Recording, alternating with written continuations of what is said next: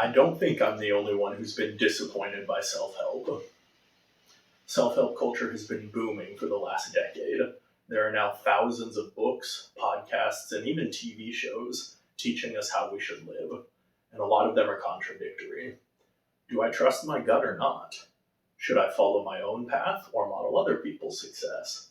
Should I Sigma grind set at my goals until 2 a.m. every day, or focus on building a sustainable routine to avoid burnout? See, on the one hand, we have fake Instagram influencers who are telling us that the key to not being homeless is to wake up at 2 a.m., go make $1 million deal by lunch, and just go buy a house. And sure, the courses they sell, they're great for their bank account, but you never saw a return on that investment. And then on the other hand, we have people telling us that all we need to do in order to have the life of our dreams is just believe in magic hard enough, buy their chakra cleansing juice wellness kit, and the universe will manifest your dreams for you out of thin air, no work required. Underlying both of these groups, underlying our whole culture really, is this idea of the lone wolf. We're told that nobody cares about you. Nobody cares about your goals and your visions. Nobody else is going to help you. It's you versus the whole world. And then we wonder why we're lonely and depressed and unmotivated and not excited even for our own goals when all of the beauty and hope and community has been stripped out of life by cynical consumerism. No, the lone wolf is a myth, right? The lone wolf dies, and it dies alone. Now, please don't misunderstand. I'm not saying that all self-help is useless, and we will be exploring plenty of it together on this channel, trying to separate the wheat from the chaff, as it were. There is definitely some value there, and part of our goal together is going to be to find it. But on the whole, it just doesn't seem to be working. Anxiety and depression have reached epidemic proportions in our society. 1 out of every 5 adults and 1 in 7 children in the United States alone suffered at least one major depressive episode in 2021, and nearly 50,000 people took their own lives. 50,000. 96% of all cities in the US don't have 50,000 people in them. So just imagine that.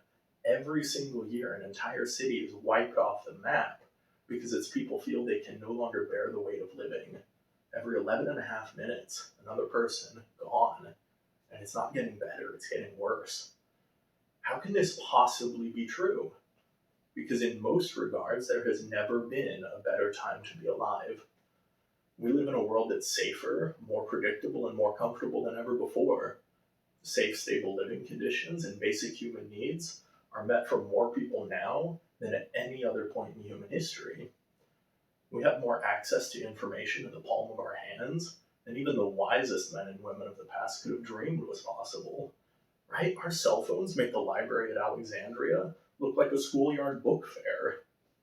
Social mobility and social equality are now available to more people, including women and minorities, than even the most tolerant and progressive societies of the past ever allowed for. Deadly diseases like smallpox and polio, they've been all but eradicated, and our working conditions are now safer and more humane, and our average lifespan has more than doubled in the last 200 years alone. Now, don't get me wrong, I'm not saying the world is perfect. There's still room to improve, and there are still real inequalities that we need to address, and big, meaningful problems that we need to solve. But in every objective measure, there's no doubt we are living in the greatest period in human history. So why aren't we also happier than ever before? As a society, our levels of well-being and happiness are falling in the opposite direction. We're getting further away from having happy, meaningful, and fulfilled lives, despite the fact that by all external appearances, we should be the happiest society in history. And yet we feel sick and tired all the time.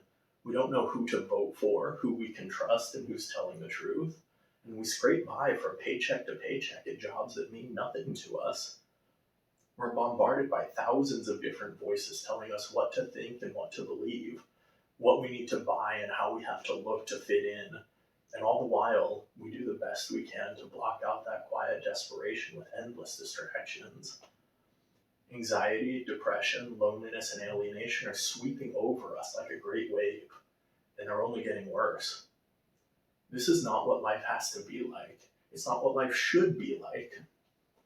It seems that for all of our genuinely remarkable feats as a society, there's something fundamentally wrong with the way we're living that's causing tens of millions of people to feel unloved and undervalued, unhealthy, stressed, anxious, and depressed all the time. Something's wrong that can't be fixed by another antidepressant pill or a better, quote, work life balance or a bigger paycheck. So that's what this project is about. I want to go back to square one, put aside all of my preconceived beliefs, everything I think I know, and learn how to live, not just to survive. I want to learn how to think properly, how to live a healthy and meaningful life, how to make well-informed decisions in finances, politics, and in relationships. And I want to understand how we got where we are today so that we can understand what we can do about it. And I want to take that journey with you. Because if there is any one thing that I do know, it's that isolating ourselves, treating everyone around us as the enemy, as an obstacle to our success, that's not the right answer. It can't be. We're social beings. Community is in our very DNA. Any solution we hope to find has to include building a community to push back against this growing sense of loneliness, isolation, and despair that plagues so many of us. Together, I think we can change the world. And just as importantly, I think we can change our own lives. So this is a journey about exploration, about exploring the world around us and the world that's within us. It's about asking questions and hopefully finding a few answers along the way. It's a journey about people coming together to be more than we could be on our own. And it will be a long journey. But as far as I can tell, there is literally nothing better that we could spend our time doing.